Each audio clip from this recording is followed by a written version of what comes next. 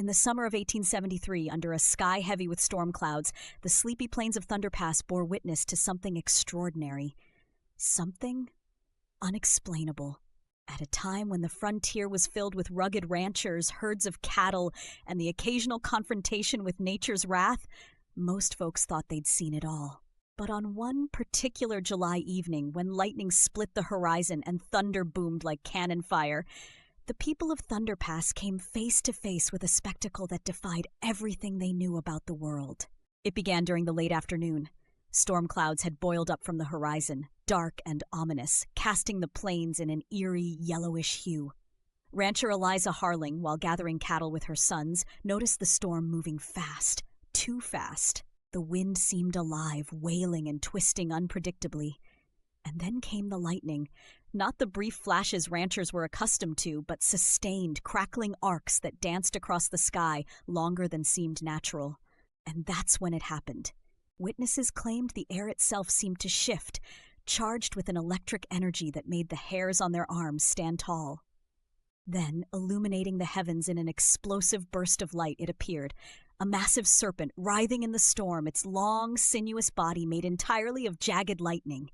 It coiled and twisted, its glowing electrified form stretching across the entire sky. Its eyes, if you could call them that, were points of concentrated brilliance, blinding to look at directly. And when it roared, the sound was indistinguishable from the deepest rolls of thunder. Those who saw it swore they weren't imagining things, not this time. Some said it moved with purpose, following the storm as though it were hunting. Others described the way its immense size dwarfed human comprehension, swimming through the clouds like a predator stalking prey. And the evidence didn't end with eyewitness accounts. The morning after the storm, ranchers found something chilling.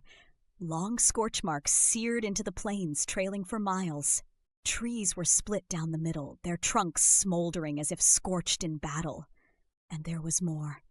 Entire sections of prairie grass appeared flattened in peculiar swirling patterns, as though something immense had swept through at impossible speeds. The stories spread far and wide. Ranchers whispered about the sky serpent around campfires, giving it a name that ensured its legacy, the lightning leviathan. Skeptics dismissed it as wild imagination set off by a fierce thunderstorm, lightning patterns mistaken for something alive. But those who stood beneath the storm that night would never be convinced otherwise. To this day, the sky serpent remains one of Thunder Pass's greatest mysteries. Did those ranchers really see a living creature of lightning, a being born from the tempest?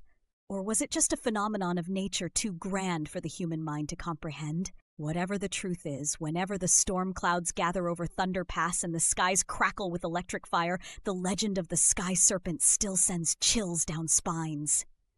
What did they see in the storm that night? That's for you to decide.